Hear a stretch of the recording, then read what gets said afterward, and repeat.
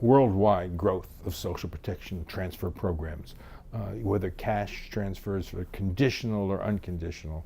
And now there's accumulated evidence, and it's very clear, it's no surprise that it increases food consumption. Poor people will spend half or more of any additional funds on food.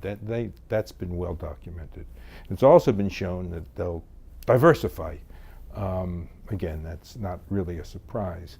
What has been a surprise is that this doesn't always translate to child growth, which is the long term. And the evidence seems to be in part because the first evidence was in areas that had only modest malnutrition in Latin America, but also where they have improved, there still are problems with sanitation, with health services. You can be encouraged to go to the clinic, and this has been documented again, but the clinic doesn't necessarily provide the services that you'd hope to get.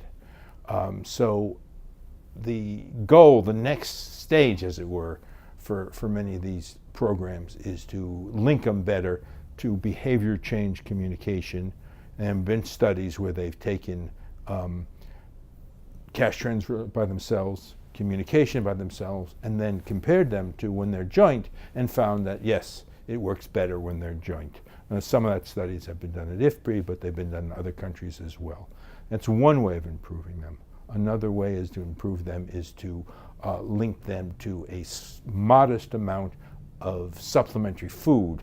You get cash for the household and supplementary food for either pregnant women or for weaning age children. Those programs again have shown more success than just providing cash.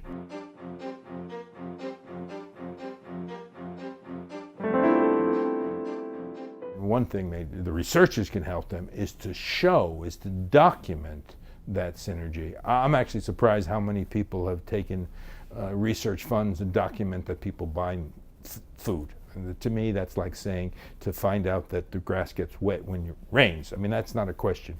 It has been shown that they don't really stop working, despite often the canard that goes on, and the myth that they'll spend it on alcohol, tobacco has been debunked. And researchers can help on that.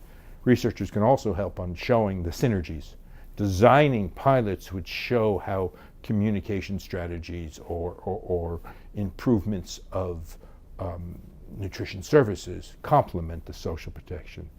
But what we also need is a better strategy to actually make that happen at scale, because that takes coordination across more than one ministry, more than one department.